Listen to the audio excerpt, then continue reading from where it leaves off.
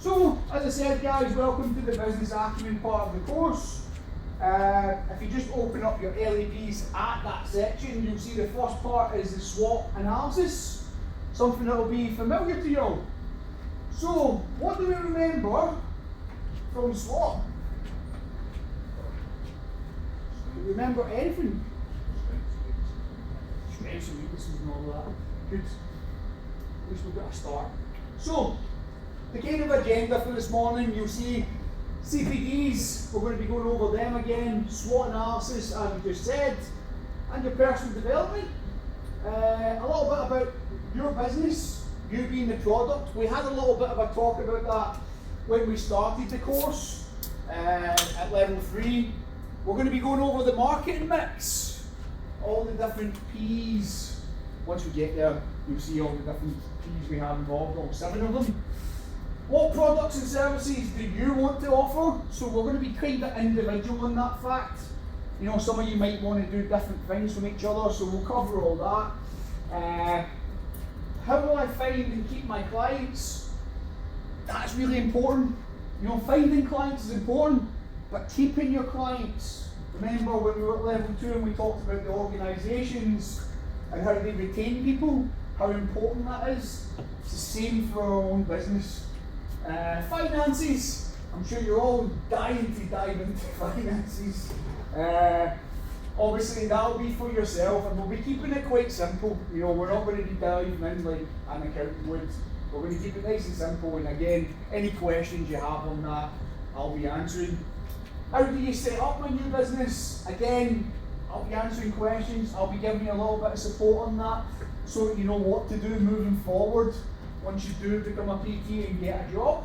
And then good habits, good business practices, you know, and there'll also be a little add-ons and extra for myself, just through my own experiences over the years, and I'll see if I can help you all. So please, before finding your questions, ask them. You know, don't be scared to ask questions today. This is probably one of the most important subjects for asking questions. So, back to the SWOT analysis, we'll get started there.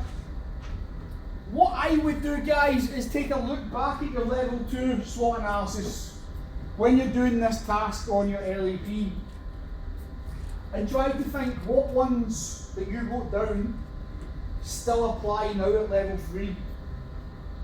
What strengths do you have that still apply? What strengths are you going to add now? Personally, I think it would be good to have 5 points per each of these boxes. So 5 strengths, 5 weaknesses, 5 opportunities, 5 threats. The reason for this is because even if you use your 3 from level 2, we're still then adding a couple of new points, because now we're starting to think as a personal trainer, not just as a level 2 gym instructor. And we're also thinking more along the lines of our own businesses. What strength will my business have? What weaknesses might I perceive to have that I can then build upon? What opportunities do I have for my business? It could still be some professional life as well. And obviously, what threats are there out there? Now that you've got your PT hat on, we should be thinking, what's going to be threats to our business as well as personally and professionally? So you'll see here, strengths, I'm well qualified. Should be after working with me for these past 5 weeks. Good at designing, promoting events. Not everybody's going to have that one. I can see your face there, Chris. So some people will be better at that than others. That's fine. You know, it doesn't mean that you don't have the ideas. And I think an important point there would be if you know somebody who's good at it, like Andy, then speak to them. They can help you with that kind of stuff. You know, if you know somebody who's good with media, social media, network with these people. Maybe you could give them PT sessions, and in return you get help and support for your business. Sometimes you can open up those relationships. You might work with a beauty salon. You know, I might not work with a beauty salon, but I know PTs in the past who have worked with them, got their promotion done in the salon, and got a lot of customers that way. Plus they get the free haircut that I don't get as well. Pretty confident. Confidence is a big thing. When you think about it, when you step into your workplace, wherever that may be, we have to have this air of confidence about us. And my camera went out. Nope, still there. You have to have an air of confidence and make sure that you are the one that's leading. Make sure you're the one that people want to gather around and listen to. You want to have that air of confidence that when you say something, people are like, yeah, I like what he's saying or she's saying. That confidence will bleed over into your business, obviously attracting people into it, be it classes, be it PT, be it anything else that you actually do on the gym floor. That air of confidence will always help. I'm a hard worker. Need to be a hard worker as a PT. A lot of people don't realise how hard being a PT is. It can be long hours. It can be antisocial hours for some people. You know, we don't want to get in a place where we get burnt out, and it can happen very easily if we're not careful. And I'll discuss a little bit of that later on. But again, hard worker, it's a good thing. Overworking, it's not a good thing for the PT. And then the last one I've got there for strengths is I'm good at coaching one-to-one. Some people might be good at coaching in groups. Some people might be better one-to-one. It's about finding out what you feel more comfortable doing. And if you're not comfortable with groups, you know, it might be something that you work on in the future. But certainly a lot of being a PT is working and coaching one-on-one and being able to have those relationships. So again, those kind of strengths, you might have them, you might not. Doesn't matter if you don't have them, they can go in other boxes, remember. So if you don't have some of those strengths, they might be your opportunities. Some of them might be your threats, some of them might be your weaknesses that you work on. So just because I've got some examples there, doesn't mean you have to have them all, it does mean you can mix and match though. Is there any other strengths that kind of jump out that any of you guys have from before, or any you can think of?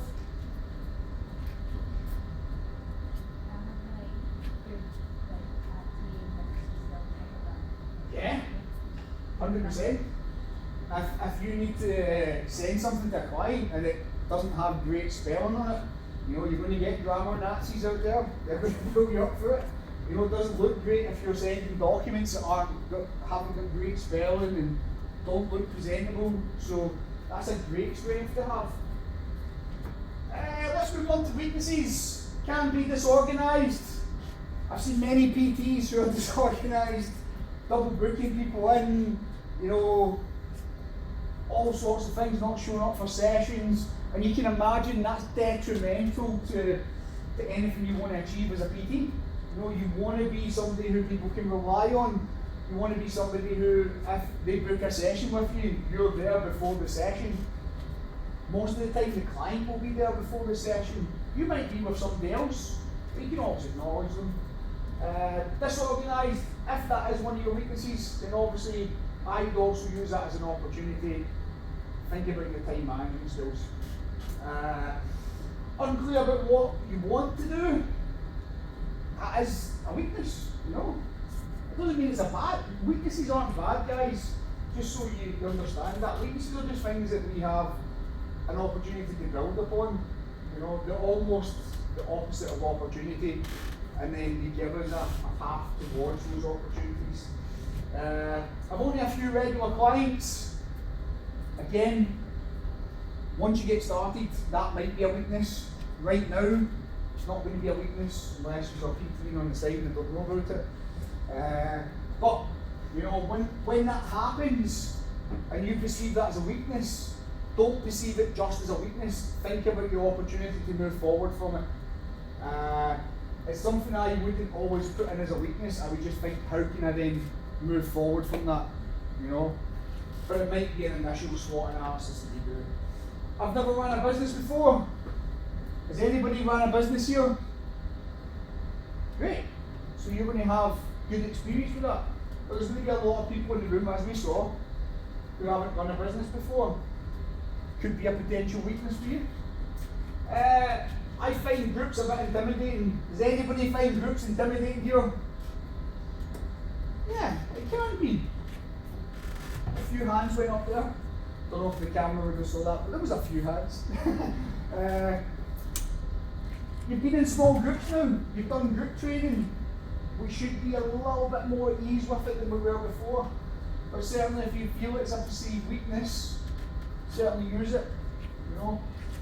Because then the weakness can be an opportunity. Opportunities. Friend wants to start a business up with you. Excellent. A gym wants you to go and work with them. Excellent.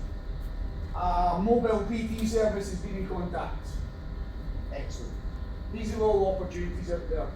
That's a business opportunity, obviously. New government help is available. There was the Kickstart scheme for people through lockdown. There is government support out there, always for new businesses. So again, you can think about, is that the opportunity that you've got out there? You'll have some opportunities from before, but obviously these ones are more in line with business itself. Local leisure centre was closing down. How would that be an opportunity?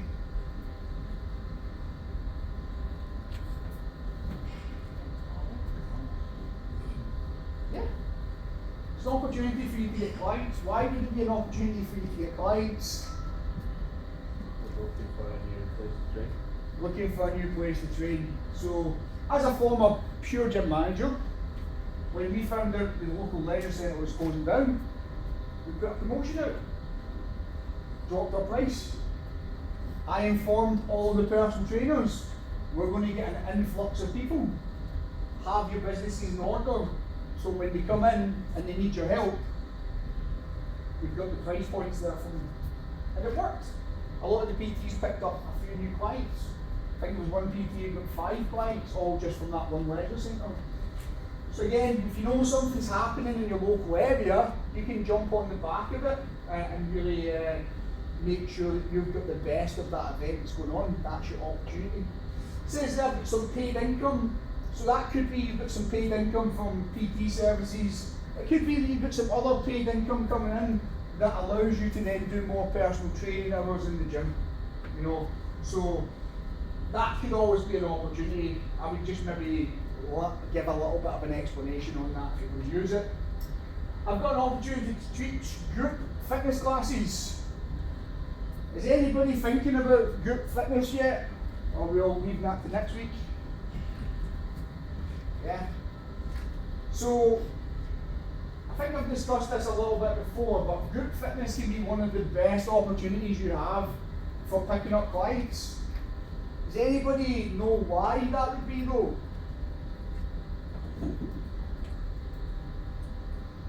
Because most new people kind of tend to go to classes before they go to anything else. Well, a lot of new people will go to classes, yeah. But how many people do we get in a class? Anywhere from 20 to 30 people in a class usually. Some classes have even got more in them. And that means you've got an audience of 20 to 30 people to sell yourself to. Now yes, you're going to be giving them group class service, but if we're thinking in a business, you're now interacting with 30 people in one go, whereas would you actually talk to 30 people in any given day? So that's what to think about. Even if it's the same people coming to the classes every week, if you get really good and they really enjoy your classes, they're going to tell other people about how good you are. And they might want to come and do personal training with you. Any questions on that so far? Anybody got any other opportunities that they think maybe is out there for themselves? Something that's not on the board.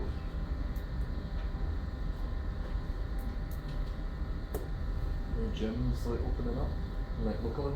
Yeah. New gyms. So we've had the closing of our leisure centre, but we've got a new gym opening up, and you've got loads of people coming to that gym for the first time, and you're the PT to see. They're probably going to get a quite busy business. very quickly because it's brand new. People will be looking for trainers. That's a really good one. Threats. Let's do the final little section here. There are 3 competitors in my gym. So 3 other PTs in your gym. That could be a perceived threat. Could be that there's competitor gyms in the area. For instance, when I worked over at East Kilbride, there was 5 gyms all around my gym that I worked at. So that meant there was lots of people who would come to my gym, but then you might go to another gym another day. So they weren't always coming into my gym every single session. Some of them would come in on a Monday, then they would go to another gym on a Wednesday, and then come back for some classes one night. It was very inconsistent, and when it's inconsistent, it makes it harder to get personal training. So again, that could be your perceived threat. I have 2 personal loans and a mortgage. Again, financially, are you sound enough? Is that going to be a threat? You know, there is going to be some cost for working as a personal trainer. Some gyms have rent. Are you going to be able to afford that rent? Especially if you have other things in the background. So that could be a threat to your business. It could be a threat to your livelihood. My car is getting old and costly. Again, it's not specifically at the gym, but if you need to travel to the gym and that is your main way of getting there, that could be a perceived threat. COVID-19. We're kind of at the point now where COVID-19 isn't the threat it used to be. It's still there, it still causes issues, but it's not quite as big a threat as it used to be. But again, if you're in an area where there's a lot of that going about, could be a perceived threat. Partner wants to move north. Again, that could be just making you deliberate on what you want to do moving forward. Any other threats that you guys have maybe got that isn't covered there? Anything we can think of?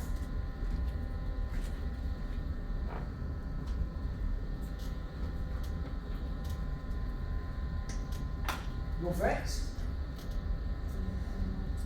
Good men? Sorry? Trainers who are more qualified, 100%. You know, they could be a threat because they could be taking away some custom from you. It could be, as we said, the 3 competitors in the gym, other personal trainers. These are really good things to think about as threats. Also, think about, is there any threats to your personal life? Is there any threats to your professional life? Is there any threats to your learning?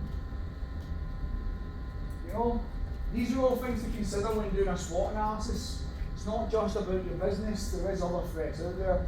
And obviously if you're thinking about 5 per section, that's going to be a lot to get in there. So really have a good think about it and think about it on a personal kind of level. Don't just go with what's on the board because it's there. Moving on. So the next section, the CPD section, does anybody remember what CPD stands for?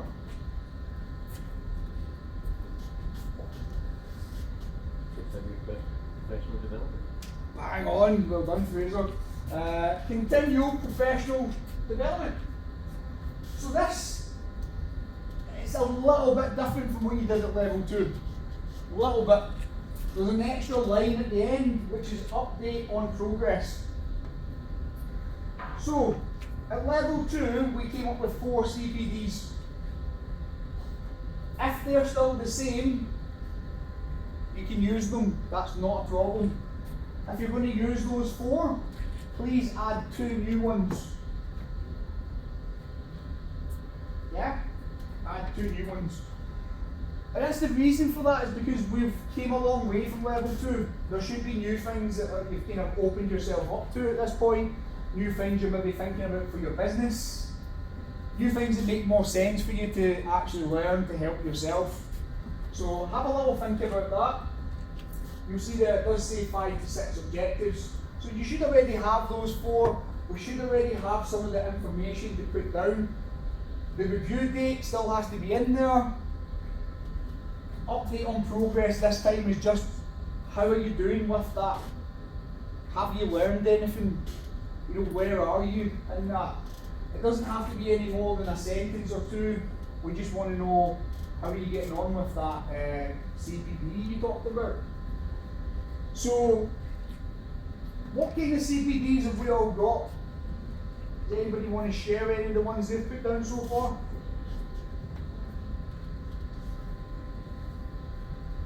We all forgotten them already? Programming. Yeah, perfect. You know, we're at this point in level 3 where we're building programs, so actually going on a CPD to do program design, that might be something that you'd look to do. You know, where can you find information on that? Could be your level 3 manual. It could be that you go to bodybuilding.com and do some research. Could be that you go and find an ASM book and do due diligence through that. There's different avenues, different actions, different people can be involved. It could be myself, it could be another tutor, it could be a YouTube channel guy. I don't know, there's probably one out there for this. And then obviously get your review date in and then give us a little update in the progress. Anybody get any other ones? Or any they're having difficulty with? Your IT skills? Yeah, I mean, your IT skills will be getting much better, but you know, you can go on a course for that kind of stuff. I'd probably say like this course helped you a lot with the IT skills, so yeah. But again, you could use that as one of your CPDs. You can use it and show your progression and give the little update. You know, perfect. Any other ones we want to discuss, guys?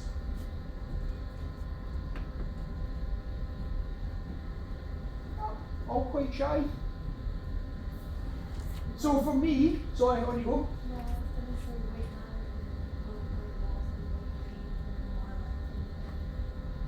Yeah. So you might be considering doing the level 4 in obesity. That could be the thing that you might be thinking of doing. Weight management and obesity is what the level 4 is actually called. You might want to go down the level 4 nutrition route. You know, depends what your interests are and what you feel you'd be more likely doing. And I guess that brings me to my next point with CPDs. CPDs are awesome, but if you just go on them for the sake of going on them, do you think you're going to learn much? It's like anything in life. If we have an interest in it, we have a vested interest, we will put our effort into it.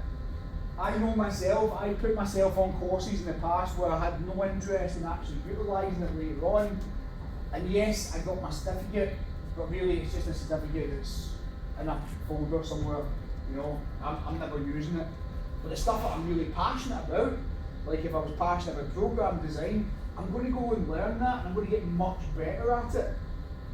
For myself, and this is a personal point of view for this, I usually try to do one big CPD per year and one smaller one. So something that gets me quite a lot of CPD points and then something that just gets me a few. You know, so this year I'll be doing the level 4 nutrition and I'll be looking to do maybe an upskill on my IV course. So there's 2 levels to that. And that's my ones. Now, you don't need to spend stupid amounts of money on these kind of things. Obviously, this year you're doing your level 3. You're going to be upskilling yourself massively. You want to get yourself out there, develop your business. We've obviously got some CPDs next week. So we're going to get you some CPDs under your belt as well. And then you can see what it's like being on a CPD course versus doing an actual learning course like we are today. So, does that make sense to everybody? Any questions so far? Yes? No? Just nodding, Chris? As long as you're not nodding off. No.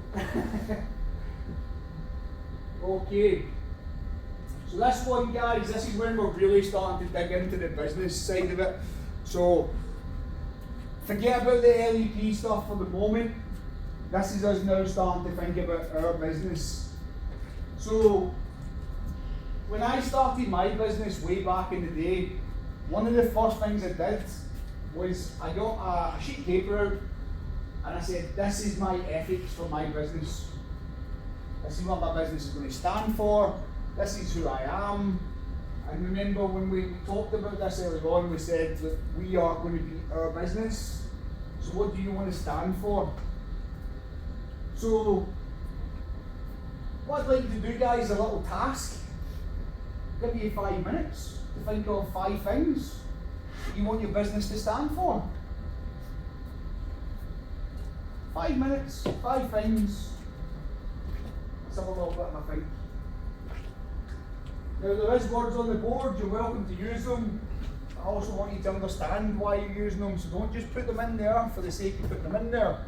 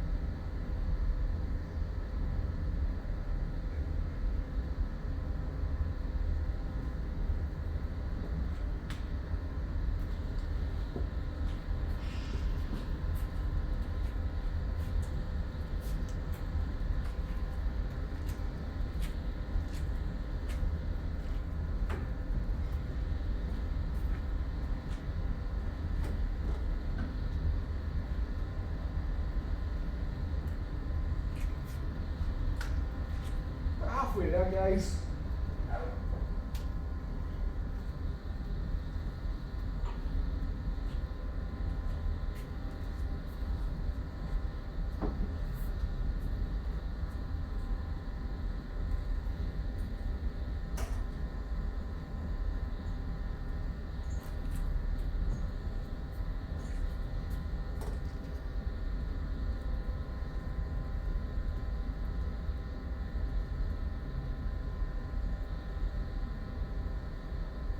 Give it 60 seconds more. I had the countdown music on. I'd put it on for you guys, but I don't have it.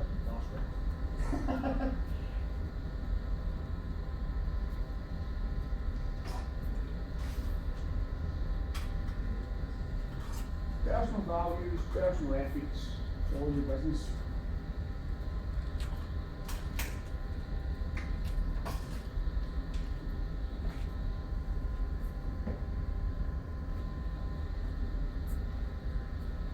Seconds more. It's not an easy task to do. That is something you really need to think about, guys. Personal values. 10 seconds. Heads down.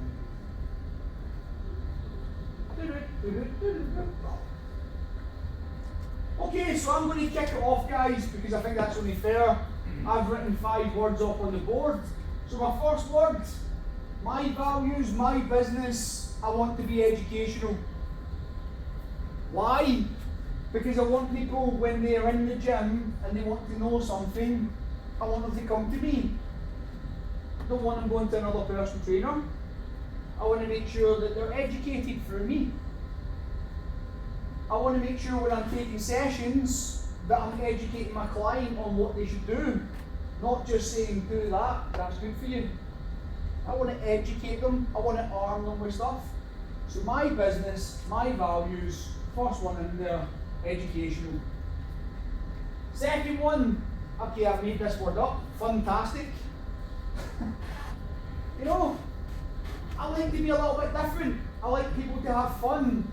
It needs to be in a structured manner, so I might come up with some fantastical exercises, but it needs to be fun for the client and have a purpose. Again, going back to the educational part.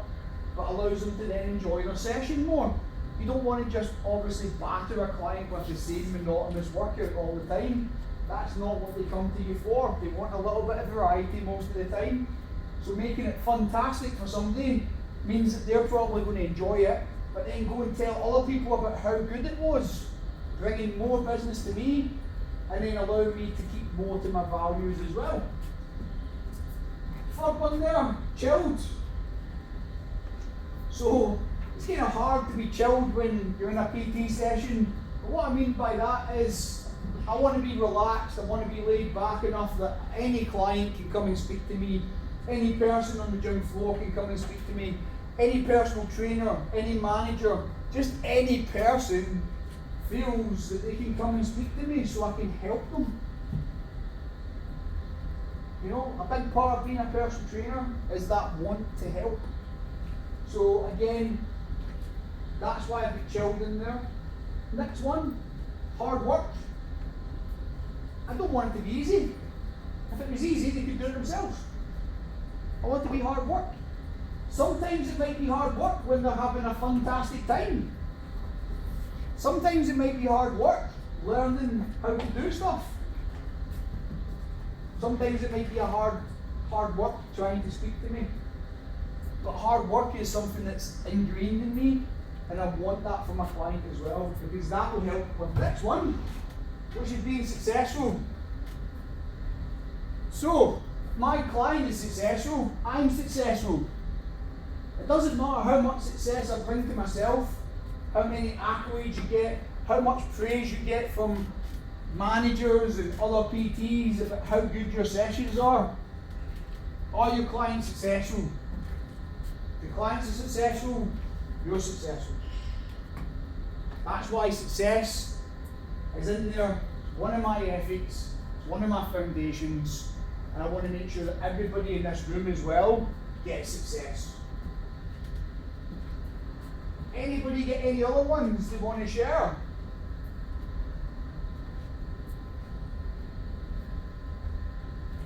Having high standards. High standards. Professionalism. Yeah. High standards, professionalism, great. 100%. We want that air of professionalism. You want to walk in a room and people know you're a personal trainer. Confidence. Brilliant. Confidence breeds confidence. If you have confidence, you have confidence in your program and your nutrition, do you think your client will have confidence? Yeah, good one. Any other ones?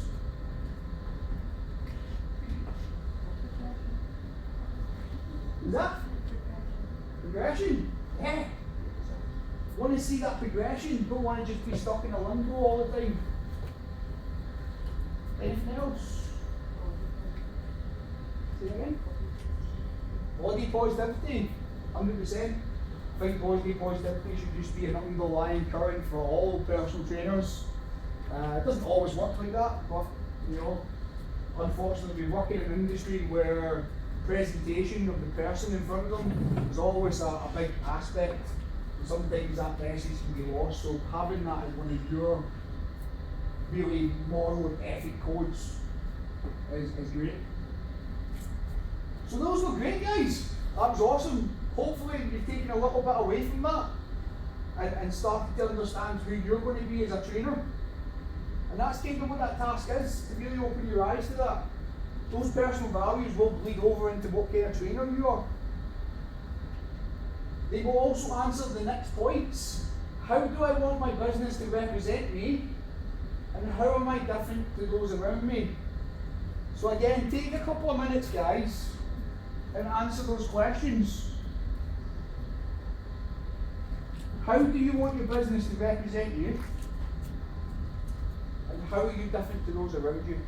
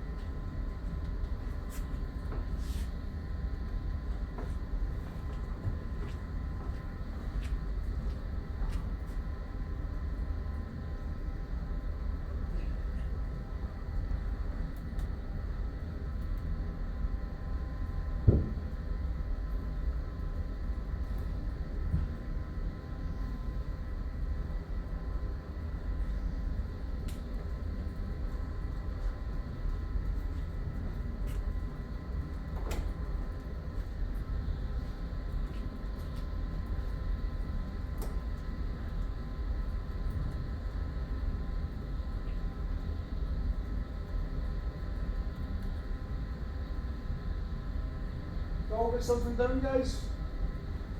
Yeah. Okay, so how do I want my business to represent me? What did we get from that question? Anybody want to share?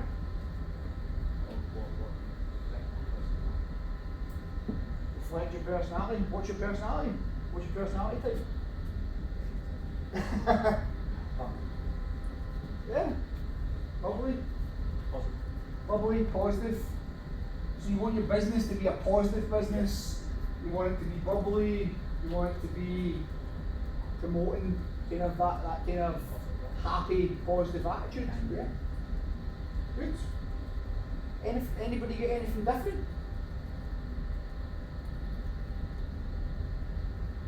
Doubt anybody wants a business to be a siller case. Anybody get anything different though?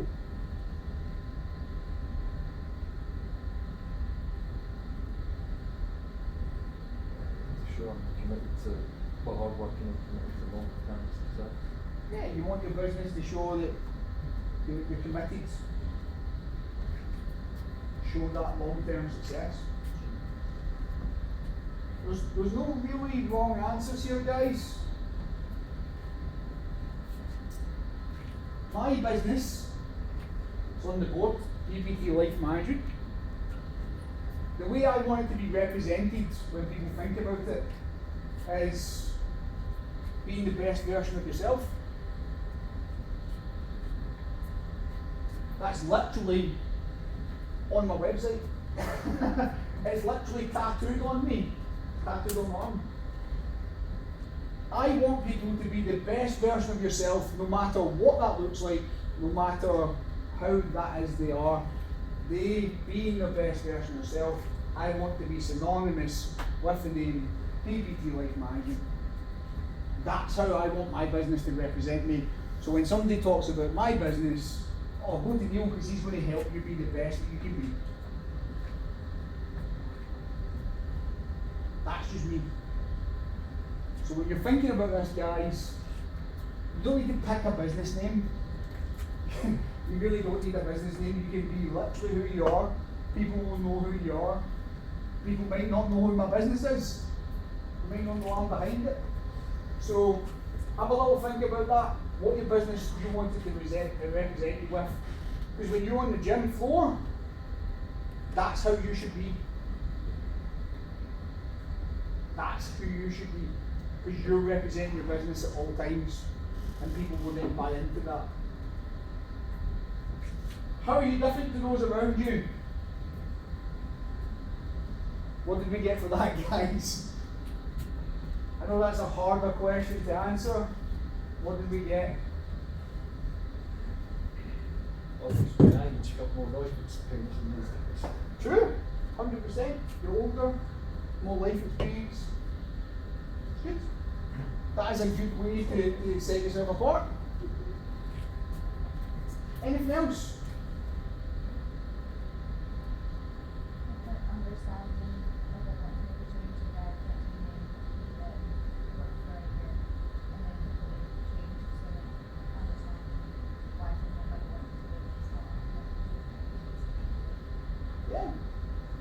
Being an expert in the change journey, the journey of change.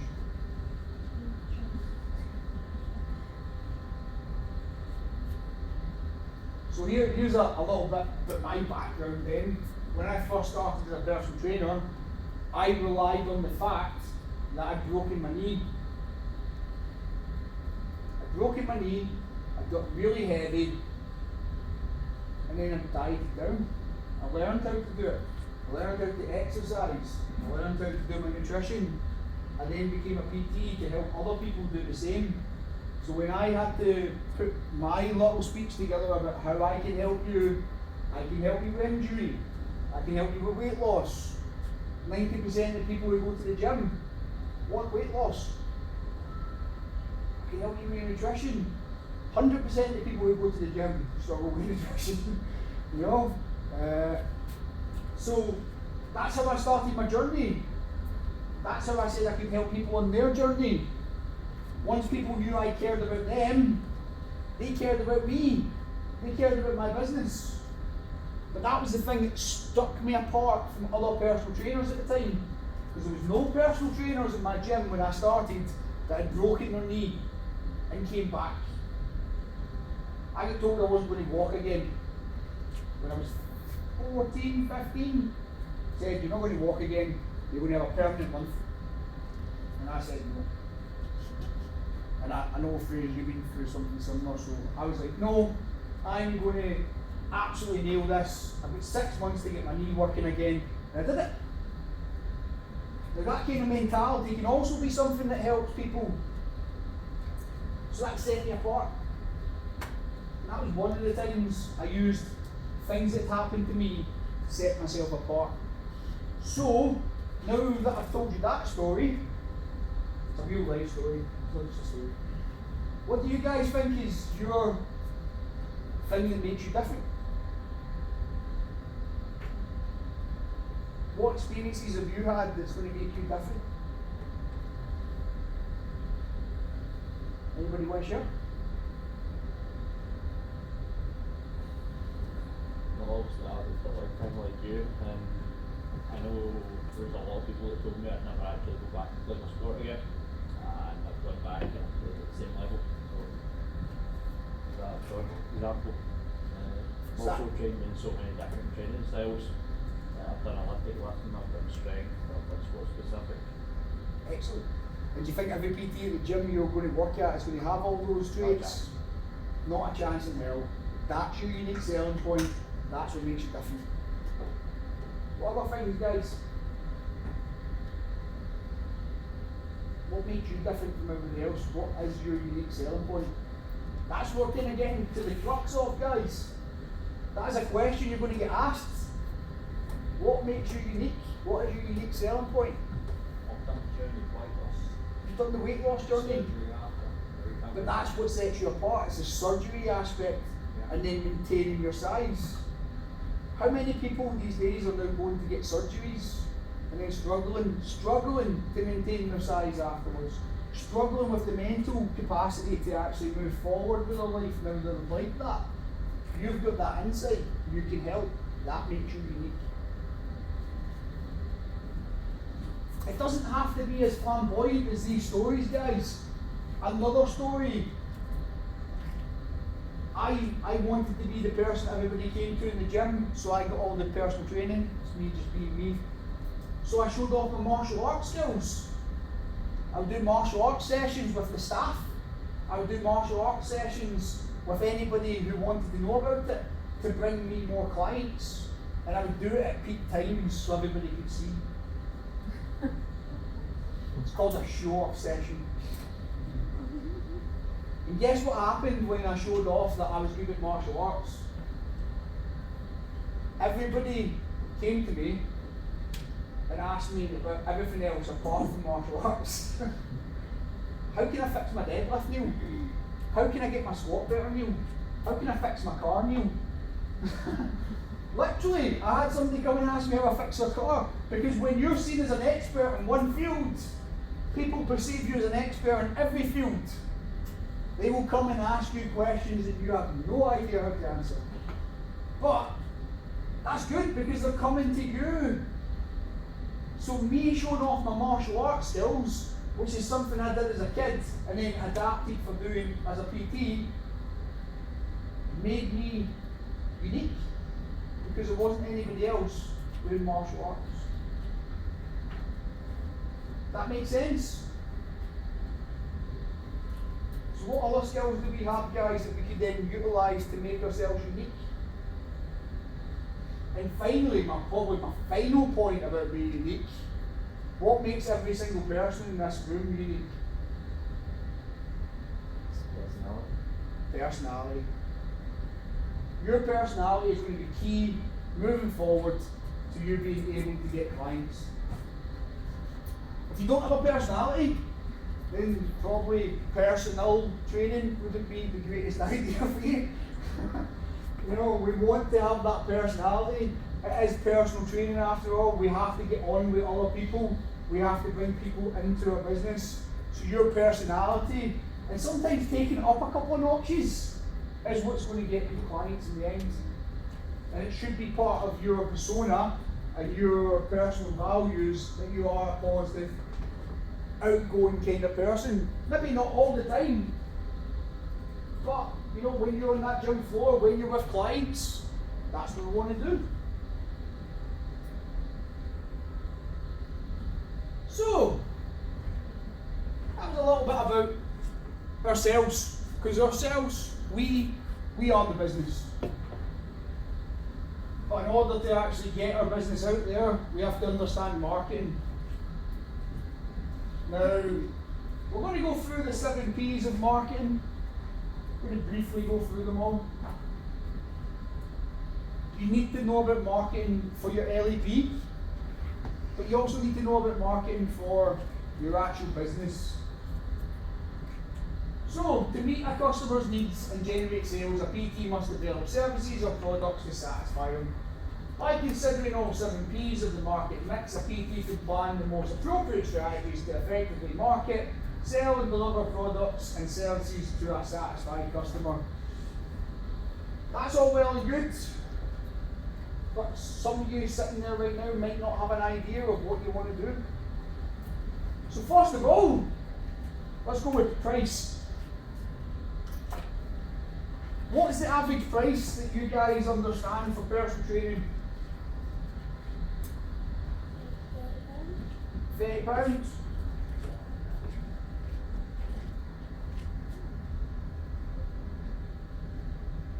Anything else? 25? Anything else? 35.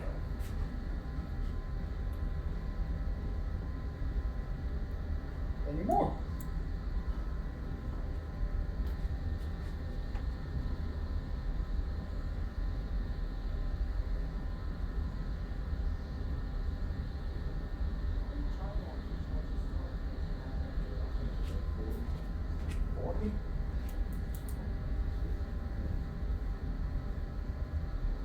And you said the magic word there, per hour.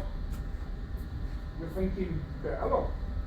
Who said the price had to be per hour? So, if we do look at the per hour price, the national average is actually 35. Outside of Aberdeen and London. Aberdeen and London would be 45 at this current time.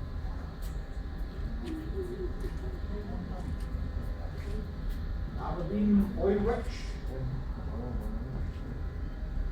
Oil rich, and they've got nothing else to do with their time up there.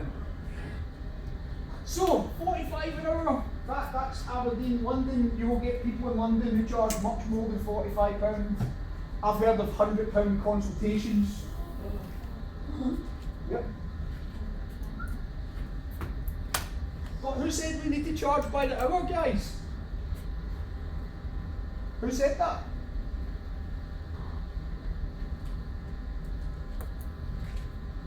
Maybe your clients want to do 30-minute sessions.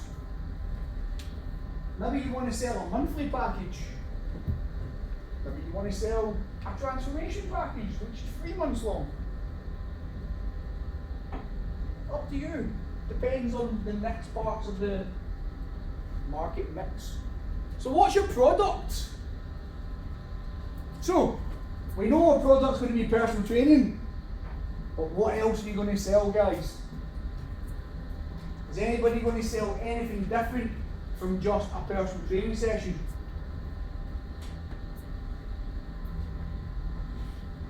Nope.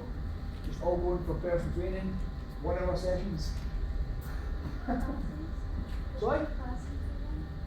Classes could be one, yeah. So we've got PT, classes.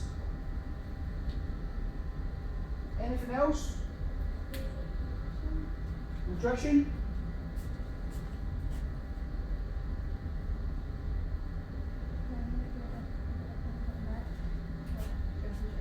Yeah. Merch.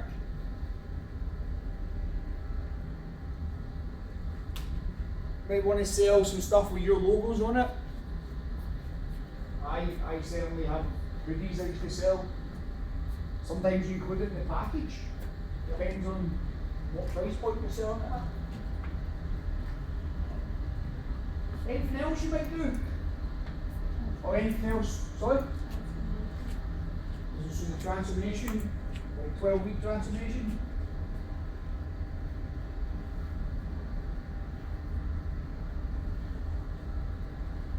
Is there anything else anybody else has considered doing as a personal trainer when they get out there?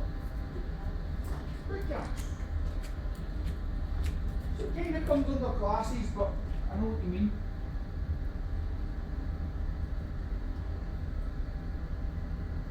So add that in. Any other things? Online coach. Online coaching?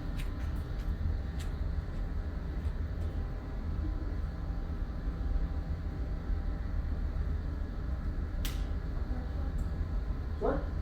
Workshops?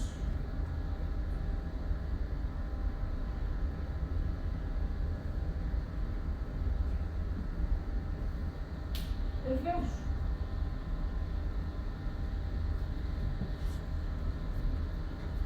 Doesn't matter if there's any more, guys. That's 8 ideas of different revenue streams, different products you can sell to your market, different things that we can then promote. See how these all bleed together? Promotion. So now that we have a product, we have a price, let's talk about promotion. I'm going through these individual aspects, guys, but some of them bleed into other parts.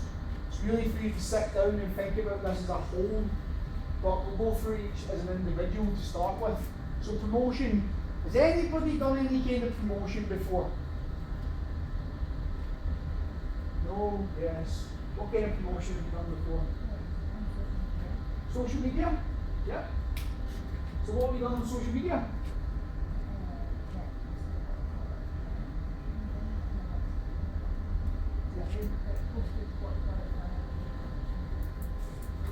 Product, cost. So social media. So my one thing with social media, guys, and I think I've mentioned this before, is if you work in a gym with 5,000 people, do you have all 5,000 of those people on your social media? Because if you don't, and you're trying to market personal training, it's going to be a hard sell. If you're doing online services, that's different. But if you're trying to actually sell in-person personal training to the people in your gym on social media, you need to make sure you have all those people on your social media. Just makes sense. Any other kinds of promotion we've thought about? Business cards. You mentioned this earlier on.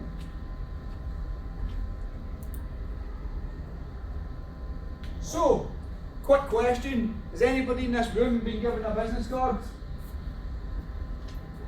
Who's still got that business card?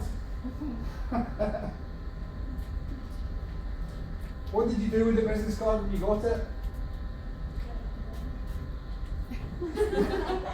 Harsh but fair.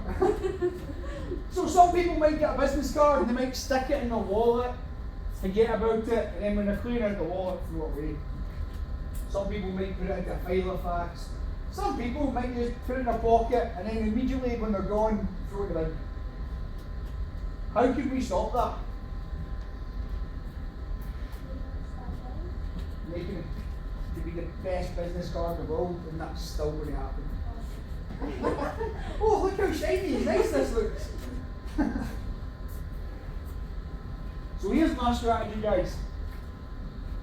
When I first became a personal trainer, I got a card and I showed a few of the people this earlier on. It just said PPT Life Management, had my number on the front, and it was a brick wall. So it looked like I had my own studio. Didn't have my own studio, it just looked that way, looked more professional.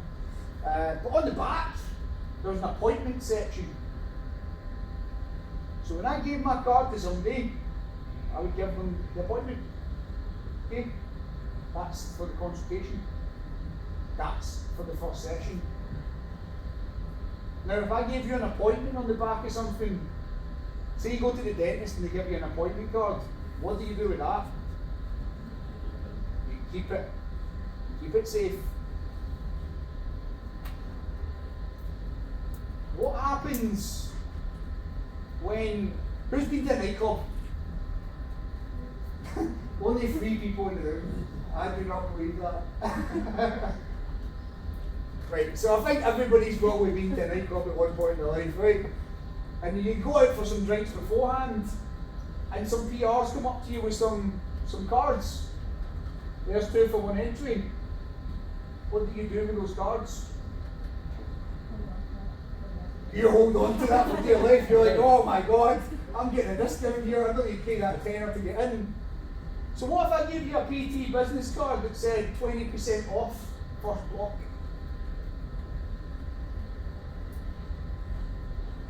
Yeah?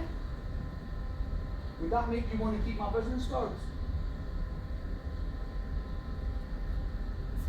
Promotion. We have to think about how to promote ourselves. We also need to think about things like how will we get people to actually hold on to the stuff we give them. I used to promote myself various different ways as a PT. That was one of them. I would be in a class and I'd say I have 5 business cards with 20% off on it. If anybody's interested in personal training, please take one and contact me.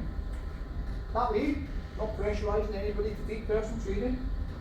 They all think they're getting a good deal, and I don't have to sit and have awkward conversations after a class because I might have another class to go to. And when those 5 are gone, they're gone. So if somebody comes up the next week and like, can I get that 20% off? Oh, sorry, but I can talk to you about personal training. Because they already showed they're interested now. I promoted myself in such a manner that those are all gone very quickly, and then now I've got other people coming for full price.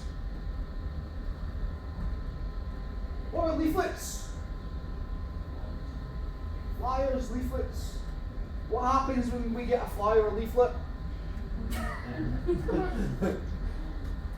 Could we use those same tactics for them? What happens when you get 20% off a pizza on a leaflet?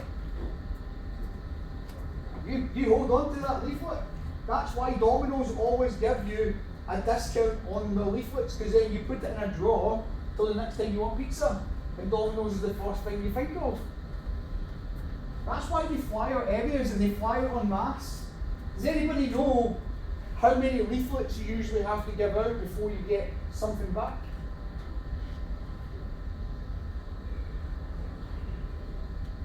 Thousands. 1,000 before you get one thing back. Now that's obviously for a product that you don't know about. Things like Domino's and stuff have a higher hit rate. But if I didn't know a product and I just get a flyer through the door, it might be 1,000 flyers I need to give out before I even get one hit back. But if I've got something on there to give the person, maybe they'll come back to me. So, I used to use flyers. I used to give out recipes. Not just any kind of recipe. I used to give out protein bar recipes. This is how to make a protein bar in a couple of minutes. So you need oats, protein powder, peanut butter, honey, and dark chocolate bits, because I like dark chocolate bits. Mix it all up, set it in the fridge, got a protein bar. At the bottom of my flyer, please bring me your version and let me try it. So I got loads of protein bars for free. I gave away a lot of protein bars, to be fair. But because I gave away that recipe, because it was easy to follow, because then people were interacting with me, they came back. They gave me protein bars. Not everybody bought my services, but I've got a lot of people who did. It made sense. I gave them something, I showed them I cared about something they wanted to know about. They came back to me. Leaflets and flyers can still be good promotion materials. Okay, moving on to the next one. Place. Where are we all going to work? A gym. Is everybody going to work in a gym? Any different ones? A park? Yeah. So, once you understand your place, you can think about your product that you're going to be selling, what price that product's at, what promotions you might need to use. But I also like to think about place, not just as a gym, not just as a park, not just as any given place. Where am I going to be to get my clients? Where in the gym should I be to get clients? Should I be walking the gym floor? Maybe at peak times, but not all times. Should I be at the front door to greet people? Yeah, but sometimes it's not busy. So where should I be? Thinking about what place you should be in the gym when you're trying to get clients is essential, because unless you're there, you're never going to meet your client. Now, I used to know the peak times in the gym, and you can ask your manager this whenever you're working in a gym. What are the peak times? And they'll tell you, it's usually roughly about 6 in the morning to 8. 6 till 8, and then usually later on at night, 5 till 8 again, or 9. Depends on the gym. So at those 2 points in the day, I used to sit myself outside the locker room. Everybody had to go past the locker room in the gym I worked at, and I had a banner that was taller than me. Said Patterson Personal Training, that's what the PPT stands for. And I just had a little Q&A desk. Ask me anything you like. That was it. Every single person that passed me, I said hi. Anybody who wanted to sit and have a chat, I would be asking them about the workouts they were doing. Why? Because then later on I can ask them, oh, I remember you were doing some weight loss training.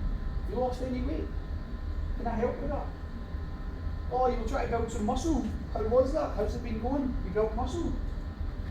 Let me help you with that. I placed myself in the right position in the gym to meet as many people as I could. It wasn't just about me trying to be somewhere just because I could be there. It was strategic. Other points of the day, I'd be in other places. I'd be at the front door. Oh, you're new to the gym. Let me show you around. We got a padlock for today. No, let me help you get a padlock. Let me set it up for you. Some of that turned into personal training. Just because I was the one that was there. I wasn't ignoring them. Now, if you've ever been in a big gym for the first time, sometimes it can feel quite daunting. You feel, I don't know what I'm doing here. You feel a bit lost. But if you have somebody to say, hi, I'm Neil. You're new to the gym. Let me help you today. I'll take you, I'll show you where everything is. How much better does that person feel? If I'm in the right place, I'm going to be able to sell my services. Now, when we think about that outside of the gym, then you're looking for the people who maybe go to a park, for instance. You're going to see runners. You're going to see people going by you all the time. You need to figure out where they all come into the park, where they all come into a space where they go to train. Because then if you can place yourself there, you can meet them before you interrupt them doing any training. We don't want to interrupt training. Has anybody ever been interrupted when they're doing something? How annoying is that? We don't want to be that person that interrupts them. So, get them before they do it. Does that make sense?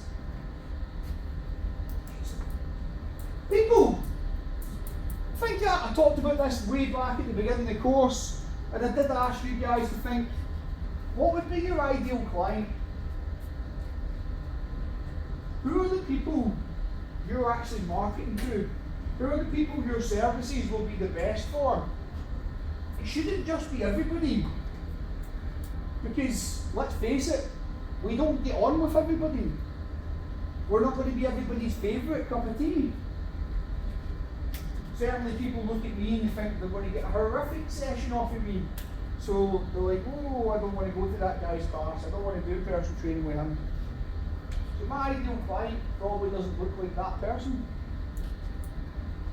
So I need to think, who am I marketing to? Now, you might have seen this a lot online. I'm looking for 5 males between the ages of 30 and 40 who want to build muscle. And every time I see one of those profiles, I cringe a little bit because I know they've been to the same marketing gurus. It doesn't mean we can't utilise that. We just don't want to be putting that out there because it doesn't set us apart. There's too many people doing that now. But that's what we can think of. So my client, yeah, between the ages of 18, 35, who want to lose weight, who've struggled in the past, and are carrying too much body weight as it is. That's my client. I can then start to get an image of that client. And if I get an image of that client, I can look on the gym floor for that client. But yeah, I wouldn't just put on your Instagram profile looking for females between the ages of 35 and 45.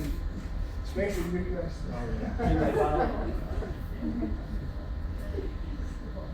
But do have an idea of the people that you want to attract into your business.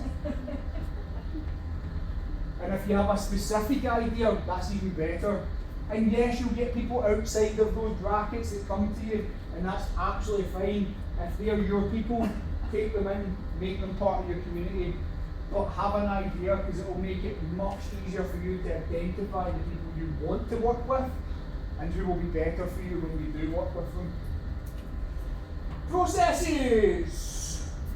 Has anybody done personal training before? With a trainer? Yep. Couple of hands up. Great. What processes did they get you to fill out?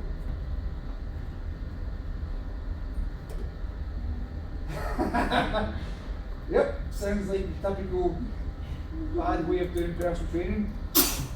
So a lot of gyms nowadays will cover your PARQ, they'll ask people to do a health questionnaire before they come in.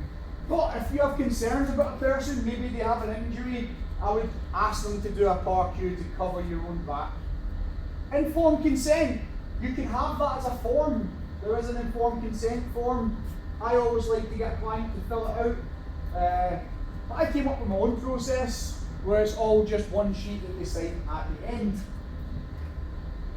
What about your contract? We're a business. We should be maybe thinking about contracts. Because what if I just give you £200 and you train me for 3 sessions and I'm like, I want my £200 back? And I don't have a contract, you don't have a contract. I could go to court. Contracts are quite important. You know, so maybe have a little think about that. So a PT contract, we're looking at things like cancellation policy. And also, if you don't let me know within 24 hours that you're going to be cancelling, then you lose that session.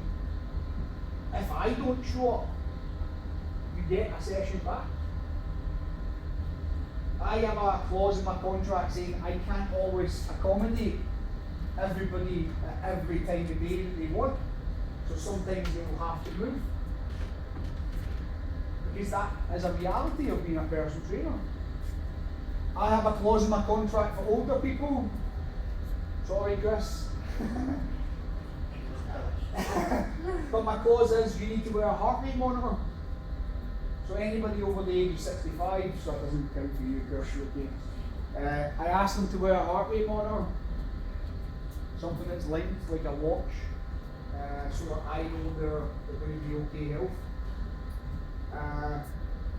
Again, you can have the price point in there, what they're paying for.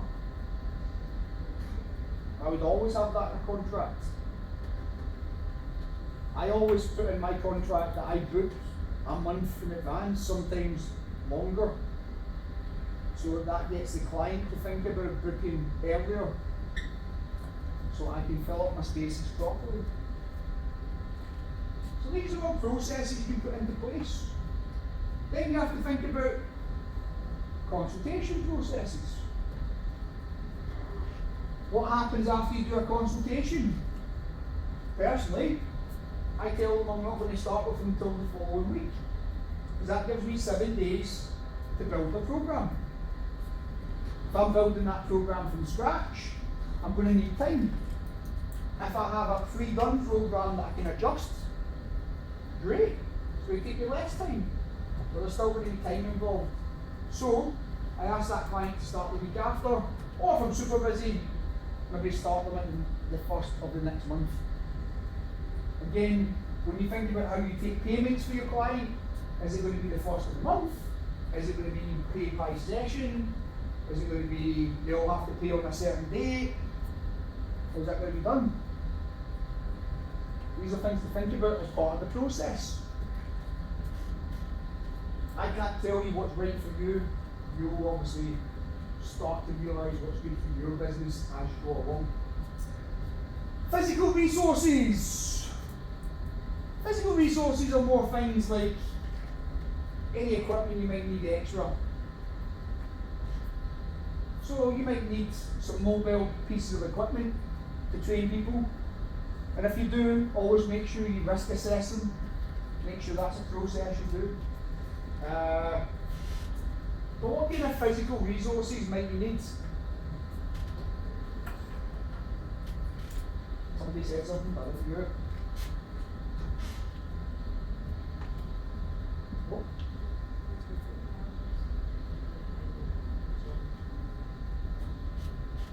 Yeah.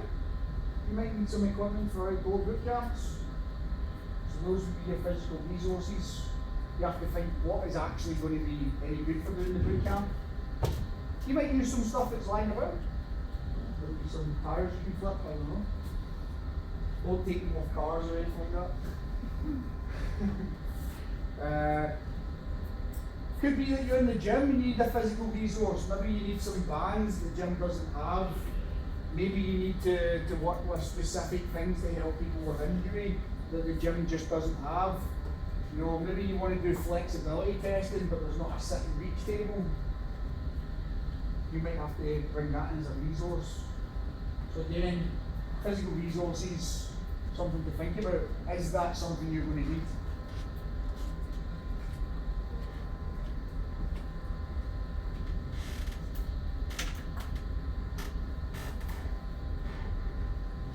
So, product or service must be something people want and are prepared to buy in or take part in. New trends are common in the fitness industry, however, nothing lasts forever. All trends will follow a product life cycle, where eventually their popularity will die. So,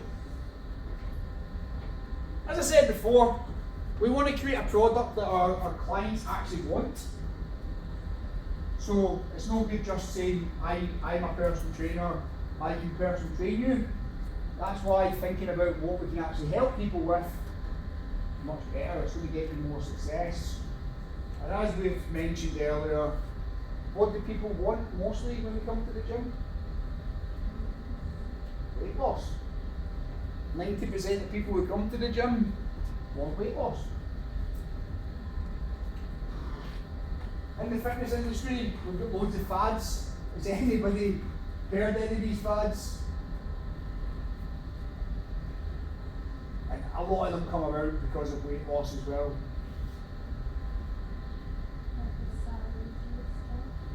Celery juice diet, yeah, that's one of the things that's been out there. Any other ones? It's not just nutritional, there's other ones as well.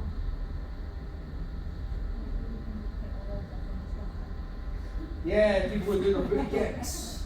That trend's all over. It's trending less these days. But yeah, on the stepper, they take a step and then they kick back. And they step, kick back. It's all fun and games, but it doesn't work. Any other ones?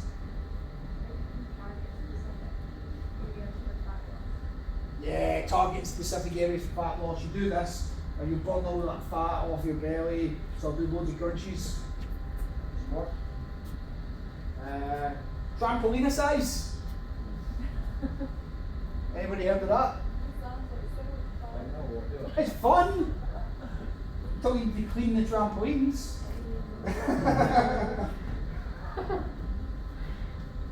Skip tricks. Anybody heard of that?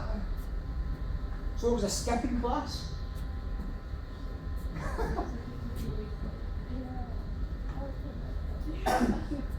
David Lloyd did a famous campaign where they did a sleeping class. You have to bring your own pillow and everything. And these things, they don't ever last forever. They literally go away. But what does last forever is cardiovascular training, resistance training. You got all the stuff you've been learning in your PT course. It's remaining the same. It's the same principles that help people lose weight.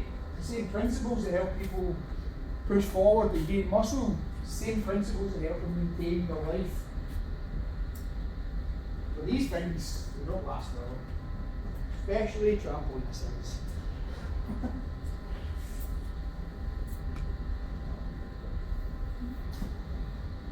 So marketing mix. This is just a little exercise for yourself, guys. I'll give you a few minutes to complete it as well, and then once we get to past, I'm going to take a little break, and then we'll come back and finish off some more of the session. So, what are you going to offer your clients? What is your number one product? Do you have a number two? Do you have a number three? Specifically, what are we not going to offer? What's something we just don't want to do with clients? It's good to understand that, because if you have somebody comes up and asks you, can you do this with me? You can say no. A lot of times PTs forget they can say no to somebody.